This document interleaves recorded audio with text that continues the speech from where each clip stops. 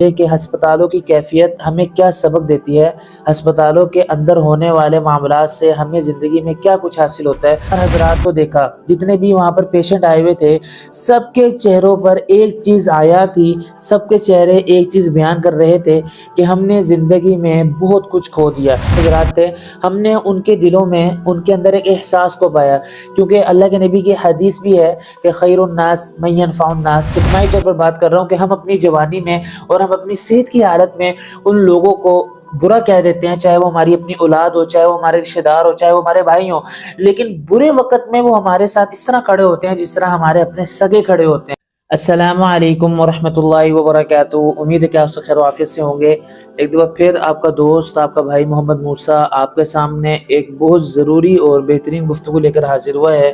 اور آج کا جو ہمارا ٹاپک ہے وہ یقیناً ایک ایسا ٹاپک ہے کہ جو انسان کو خود تجربہ کر کے حاصل ہوتا ہے، جو انسان پر خود بیتتی ہے۔ اس کے متعلق ہمارا آج کا ٹاپک ہے کہ گزشتہ دن ہمارا کراچی کی بہت ہی بڑی ہسپتال اور بہت ہی انتہائی مہنگی ترین ہسپتال، جس کو لیاقت نیشنل ہاسپٹل کے نام سے جانا جاتا ہے، وہاں جانا ہوا۔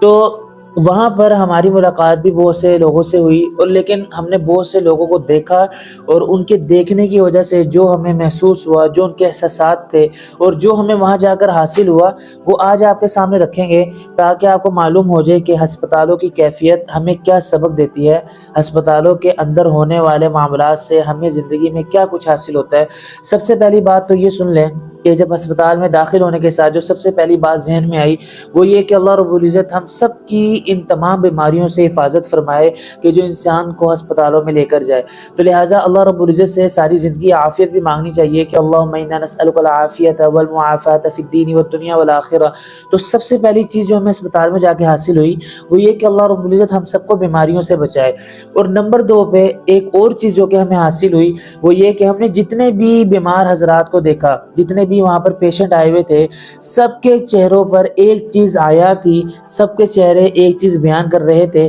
کہ ہم نے زندگی میں بہت کچھ کھو دیا، ہم نے زندگی میں کچھ ایسا کام نہیں کیا کہ جس کی وجہ سے ہم لوگوں کو نفع پہنچاتے۔ اس بات کو کرتے ہوئے مجھے یہاں پر ایک نرس کی بات یاد آئی کہ جن کے بارے میں کامیابی نامی کتاب میں لکھا ہوا ہم نے پڑھا کہ ایک نرس تھی جس کی جو ڈیوٹی تھی وہ ICU میں تھی، جہاں پر بہت سیریس قسم کے پیشنٹ کو لایا جاتا تھا۔ اس نے اپنی مقالات میں یہ بات لکھی تھی کہ میں نے بہت سے لوگوں کو آخری وقت میں دیکھا، لیکن آخری وقت پر ان کے چہروں پر اداسی ہی چھائی رہی، جو اس بات کی دلالت کرتی تھی کہ انہوں نے اپنے وقت کو ضائع کر دیا۔ تو میں یہی عرض کر رہا تھا کہ اکثر چہروں پر ہم نے اداسی دیکھی، جو اس بات پر ہمیں مجبور کر رہے تھے بتانے پر کہ ہم نے زندگی میں بہت سا وقت ضائع کیا۔ تو اس میں میرے اور آپ کے لیے سبق یہ ہے کہ ہم اپنے وقت کو ضائع نہ کریں، چیزوں میں لگائیں کہ جو ہمارے نفع کا بھی باعث بنے، اور ساتھ ساتھ ہماری آنے والے نسلوں میں، ہماری قوم میں جو لوگ آئے ان کا بھی باعث بنے۔ اس کے بعد ایک اور بات میں آپ کے سامنے بتانا چاہتا ہوں کہ جو ہم نے ایک اور چیز وہاں پر دیکھی کہ جتنے بھی وہاں پر ڈاکٹر حضرات تھے، ہم نے ان کے دلوں میں، ان کے اندر ایک احساس کو پایا، کیونکہ اللہ کے نبی کی حدیث بھی ہے کہ خیر الناس من ينفع الناس، کہ بہترین لوگ وہ ہیں، لوگوں میں سے بہترین وہ ہے جو لوگوں کو نفع پہنچائے۔ یعنی کہ ڈاکٹر جو کہ نہ کہ ہمارے بھائی ہیں، نہ کہ ہمارے رشتہ دار ہیں، لیکن محض ایک پیشہ ور ہونے کے باوجود ہماری ایک ذرا سی آنکھ پر وہ ہمارے پاس دوڑے دوڑے آ جائیں، تو معلوم ہوا کہ انسان کی زندگی میں انسان کے اندر احساس بھی ہونا چاہیے، جو کہ ڈاکٹرز حضرات کے اندر بہت زیادہ پایا جاتا ہے۔ اور ساتھ ہی ساتھ ایک اور بات میں آپ کو یہ بتانا چاہتا ہوں کہ دوسرے حضرات جو کہ بیماری میں مبتلا تھے، ان کو دیکھ کر ہمیں ایک اور چیز حاصل ہوئی کہ ہمیں ایک دعا اللہ کے نبی نے ہمیں بتلائی کہ الحمدللہ الذی عافانی مما ابتلاک بہ وفضلنی علی کثیر ممن خلق تفضیلا،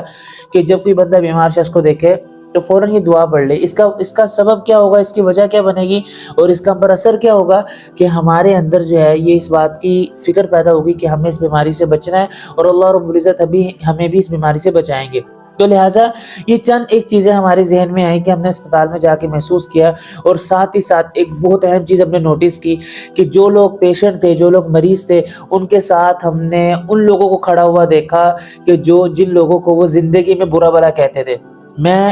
صرف ایک